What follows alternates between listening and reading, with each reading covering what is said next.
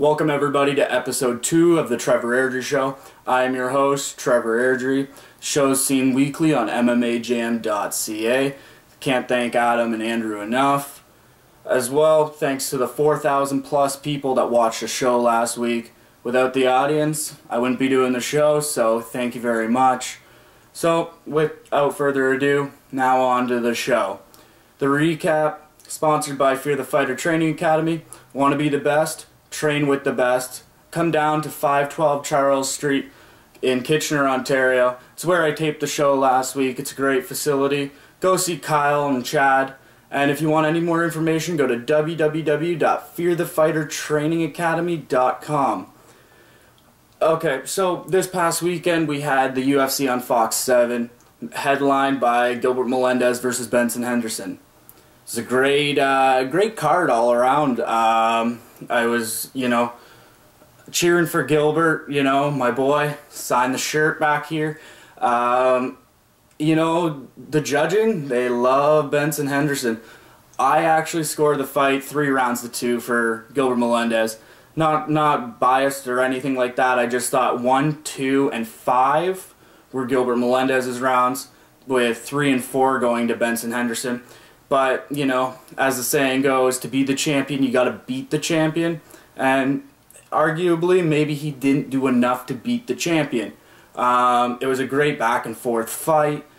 I loved how Gilbert Melendez was countering the kicks. That was incredible because, a lot of people underestimate, the good leg kicks and, the kicks to maintain distance and stuff like that, which Benson Henderson, as well as Jose Aldo and stuff like that, they're all guys that, they maintain those kicks, and in doing so, they usually win the fight by that way.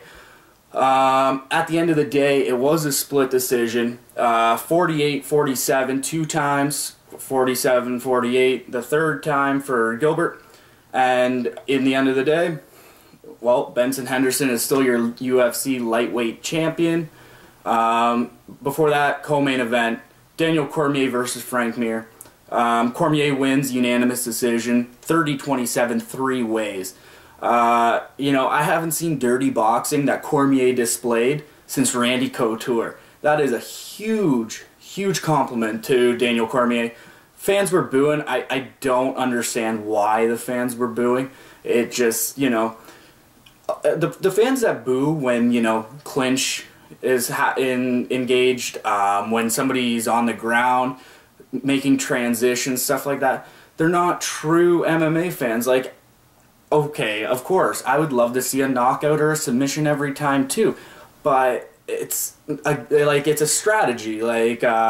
Cormier did a great strategy. He didn't want to go to the ground. Frank Mir, hell of a jiu-jitsu guy. He's has one of the highest submission rates in the heavyweight division in UFC history, and Cormier didn't want to do that. He's a great wrestler, which, wrestler versus submission guy, wrestler wins, but he didn't have to show that, and he didn't want to show that against Frank Mir. I think it was a great strategy, and at the end of the day, you have Daniel Cormier coming out on top by 30-27 3 ways, unanimous decision. Before that, Josh Thompson versus Nate Diaz. This fight kind of upset me a little bit, The ref, I don't know what he was watching. Maybe he was too busy getting his beard ready for before the match. He had these pigtail beard. It was so weird. That fight should have been called way before it was. He was obviously out from the head kick. He, took numerous strikes on the bottom. And it's pretty sad when the ref is stepping in right as the Diaz corner is throwing in the towel. I thought it was disgraceful that the ref let that go so long. I understand, you have to worry about early stops and stuff like that. But when it's the matter of somebody's health and somebody's obviously out cold, you gotta, you have to stop the fight. It would rather be stopped too soon than too late, and in that case, it was too late. Josh Thompson, great debut in the UFC. He's a great Strikeforce fighter, I recommend you watch the trilogy versus Gilbert Melendez, because they are 3 incredible fights. And he's now the first ever person to finish Nate Diaz, which is, you know, the Diaz brothers are known for great chins, so that's a very big accomplishment. So Josh Thompson defeating Nate Diaz via TKO at 3:44 of the second round. Starting off the main card, we had Matt Brown versus Jordan Mein. I'm a big Jordan Mein supporter. They went toe-to-toe. They threw bombs at each other. You know, Matt Brown just got the better of the two. He just, you know, ended up landing that money shot, and in result, he got a TKO in round 2, 1 minute into that round. Okay, so on the prelims, we had Chad Money Mendez versus Darren Elkins. I don't understand what Chad Money Mendez has to do to stay on a main card.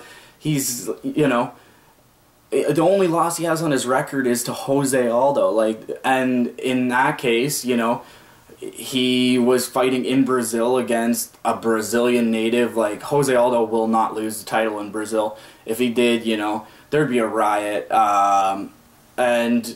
Like, you know, Chad Mendez should be the #1 contender to Jose Aldo's title.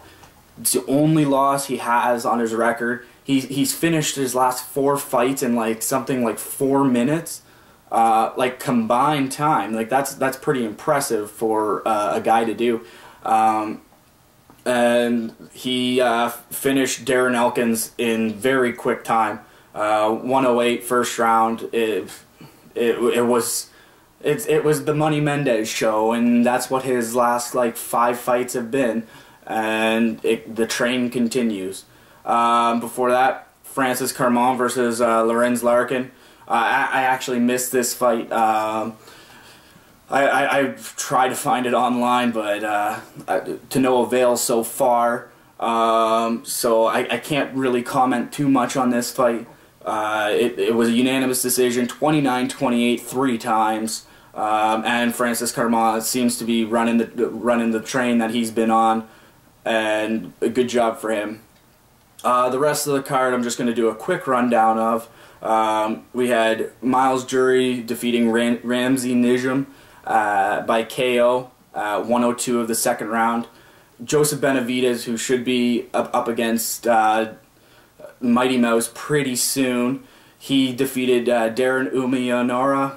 I can never say that name right. I apologize to the jammers out there watching the show. He defeated him TKO 450 round 2. Jorge Masvidal defeated Tim Means unanimous decision. Pardon my linguistic here. 29-28 3 times.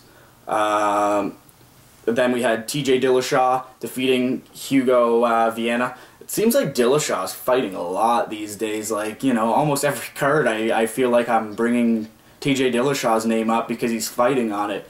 But, you know, if he wants to stay busy, I say to the UFC, you know, let it happen. Like, he's a hell of a fighter, so why not just maintain that run he's on? He defeated Hugo Vienna TKO 422 round 1. And then the preliminary bouts on Facebook. We had Nuji Kioni defeating Roger Bowling. I know last week I got really tired near the end of the show, and I picked Roger Bowling just because his last name was Bowling, and you know, I should have looked more into this Nuji Kioni kid because he looks like he's the real deal. And then starting off the night, Yoel Romero defeating Clifford Starks by KO at 132 of the round 1. So congrats to everybody that's won, and great card, great main card for sure. Benson Henderson, I will say this, nothing drives me more crazy than a proposal at a sporting event. I don't like it when I go and see a baseball game and it's up on the Jumbotron. I don't like it when I go to a hockey game and it's up on the Jumbotron. I hate it.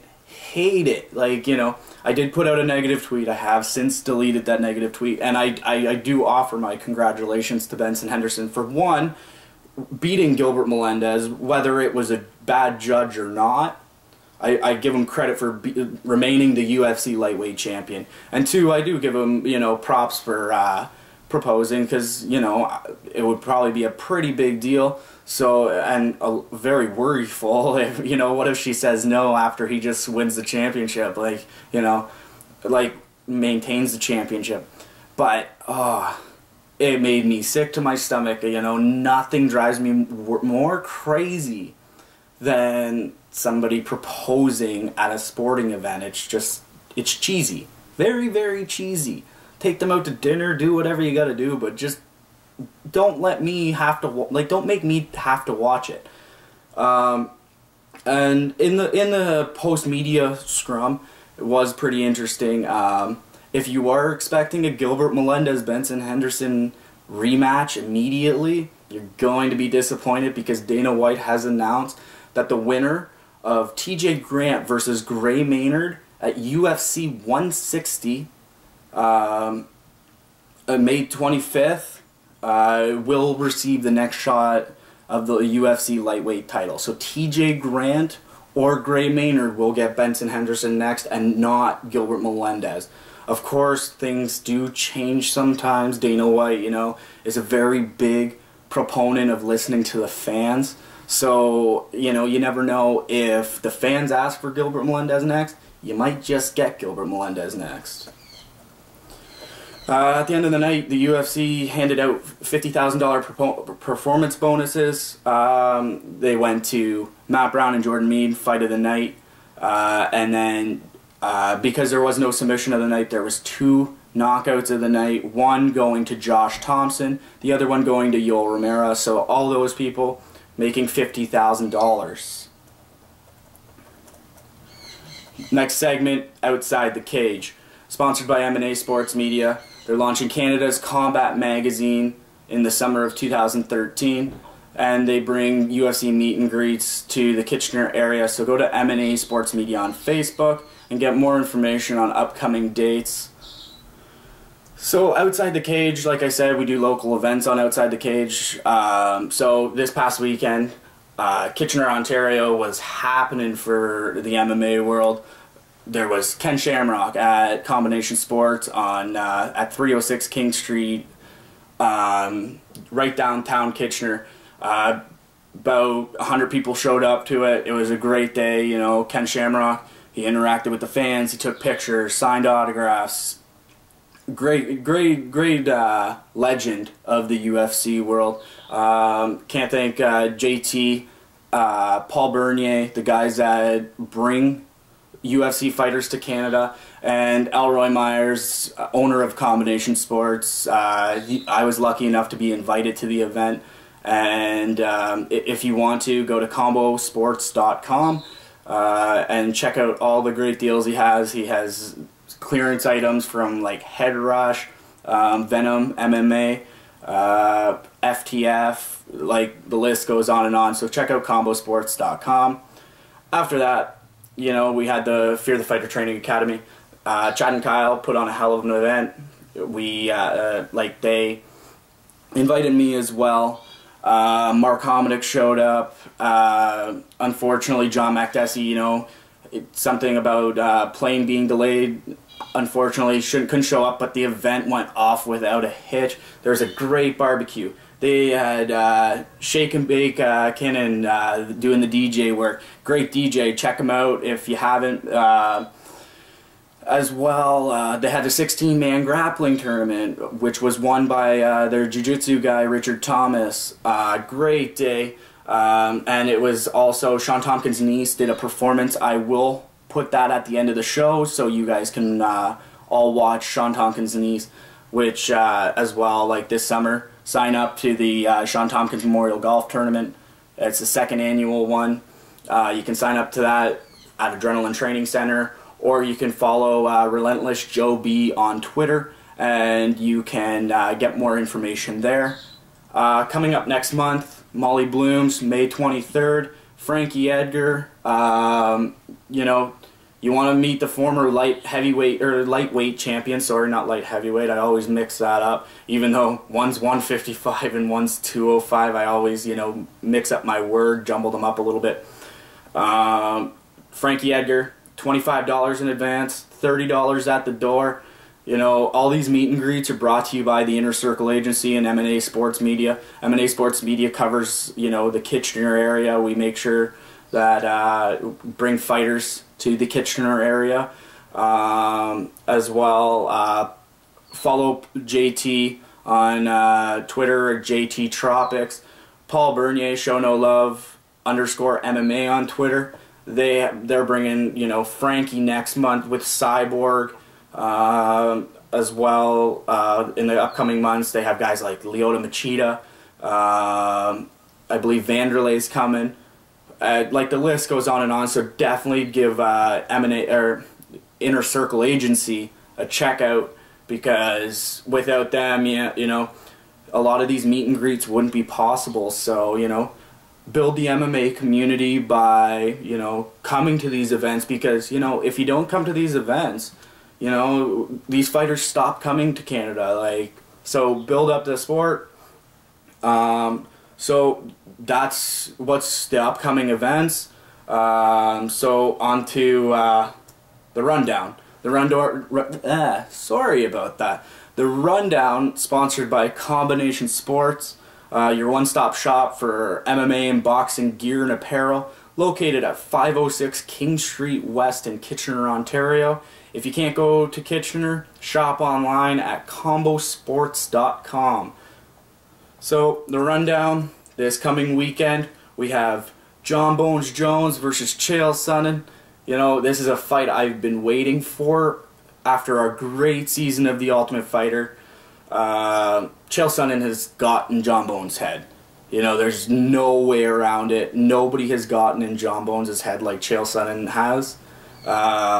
It'll be interesting to see if Jon Bones fights too aggressive. He is young, so he might fight too aggressive and get caught up in something.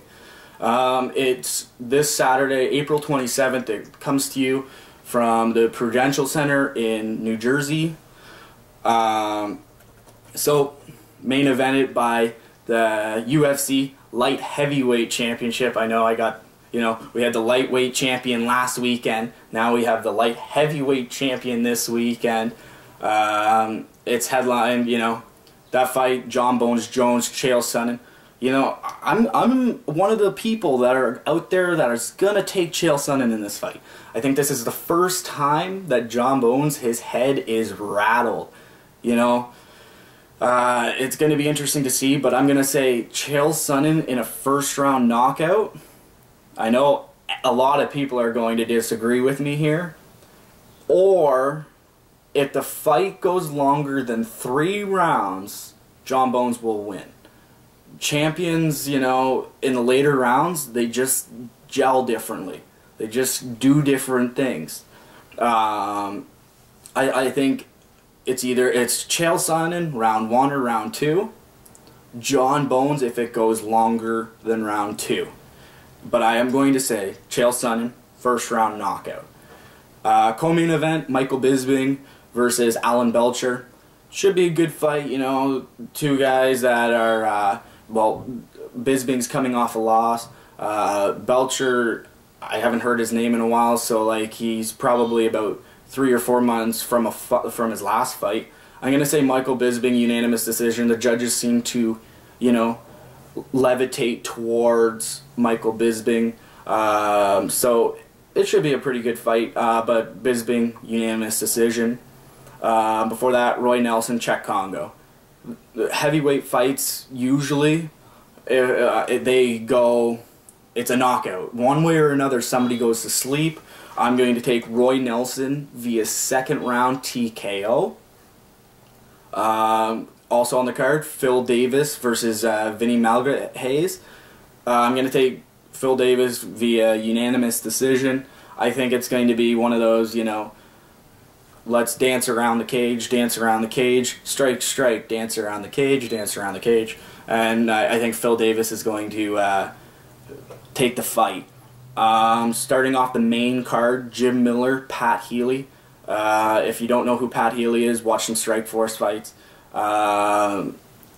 He's a great fighter. Jim Miller, you know, coming off a big win over, who was it? Joe Luizon.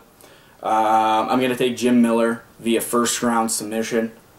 And then the undercard, Brian Caraway replaces Eric Perez against his former housemate and I believe teammate of The Ultimate Fighter a few years ago, Johnny Bedford. I'm going to take Bedford via decision just because Caraway's jumping in like 8 days, 9 days prior to the fight. So I think Bedford, you know, has the benefit of the full camp. Maybe it's not for Brian Caraway, but he still has the benefit of the full camp. So I'm going to say Bedford via decision. Gia Viante versus Vince St. Preux. I'm going to take Gia Viante by split decision. On the card, this is a fight that I'm really excited for. Sarah McCann, who is fighting Sheila Gaff. The women have been bringing it in the UFC. We have 2 Fight of the Night performances by Tate and Zingano. We also have a Fight of the Night by Ronda Rousey, who is the champion, versus Liz Carmouche. I think McCann-Gaff could take another Fight of the Night. Starting off the prelim television bout is Khabilov versus Medeiros. I am going to take Medeiros to maintain his perfect record in the UFC. And then the Facebook fights, Leonard Garcia versus Cody McKenzie. I have no idea why this isn't on TV somewhere, either main card or on the prelims, like the televised prelims. I'm going to take Cody McKenzie with that side choke that he has, by first round submission. I'm going to take Nick Catoni over James Head on the Facebook prelims. And then starting out the night, Steven Seiler. I'm going to take him via second round TKO over Kurt Hollowbaugh. So main card starts at 10. Prelims start at 8 o'clock on Sportsnet. And the prelim bouts on Facebook start at 6:35 p.m. Eastern Time. So after the you know, the prediction part, we go to the tweet of the week. You know, I will say I thank everybody for submitting a tweet of the week. This is sponsored by MMAJam.ca. I believe Adam Martin is giving away a World Series of Fighting hat to the winner of this week. So follow him on Twitter at Adam Martin Show. So tweet of the week goes to Ryan Smith at Ryan Smith 1983. It goes as follows: at MMAJam.ca, at Trevor A. Show. I don't know which is going to hurt John Jones more, when he gets dropped by Sonnen or by Nike. Hashtag tweet of the week. So he followed all the rules. He included at MMAJam.ca, at Trevor A. Show, and the hashtag tweet of the week. That's what you have to do. You have to include those 3 things. As well, you know, I got probably about 85 tweets from you guys. I can't wait to read all of the ones, and we'll see who can win the tweet of the week next week. So that's all the time I have for today.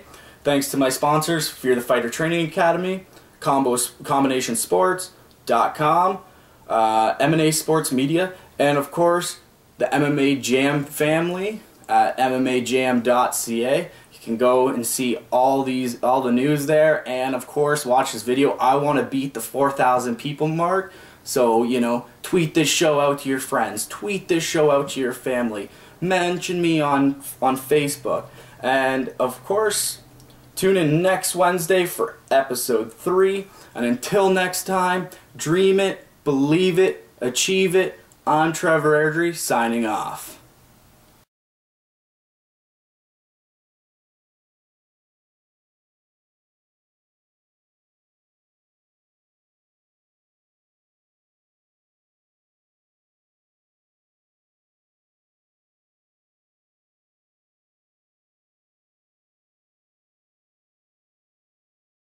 Take a moment to dedicate a part of it to him, because as I'm sure you all know, he's a very inspirational man, especially for me.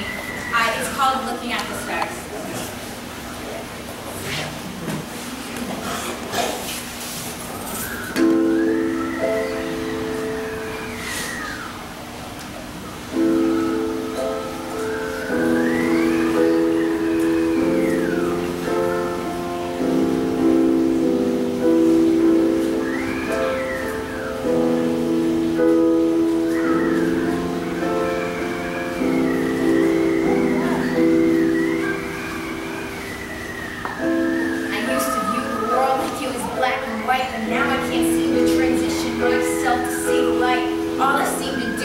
my heart.